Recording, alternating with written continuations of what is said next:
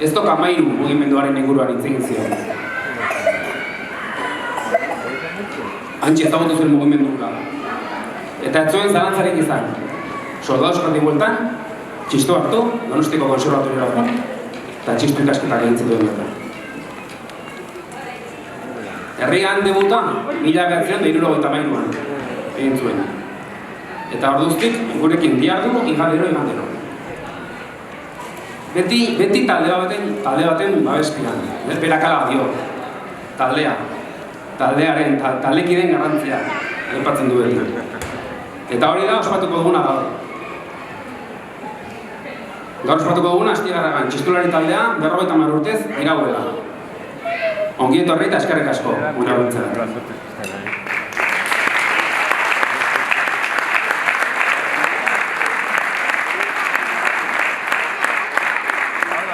Bueno, ikusten zuen, ze talde osatu den.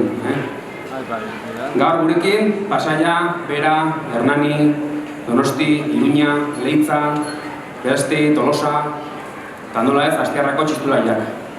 Aizon abez batza, Erakilok abez batza, Astigarra antzataldia, Astigarrako erraldoiak, Norberto Almandoz musikaeskolako ikasleak, metal boskotia, piano jolia, perkusionistak. Eta hori guztia, Mari Jose Gaztelumendiren txistulari gure txistulari lagunaren zuzendaritza apian. Eskerrik asko, Mari Jo.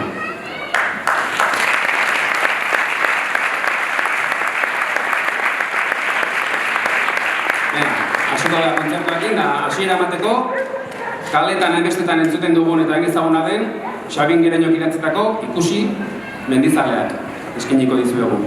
Horretarako, hasi berriak diren txistulari gaztetxoen laguntza izango dugu, eta haien artean, Norberto Almandoz, musikaeskolako ikasleak beten.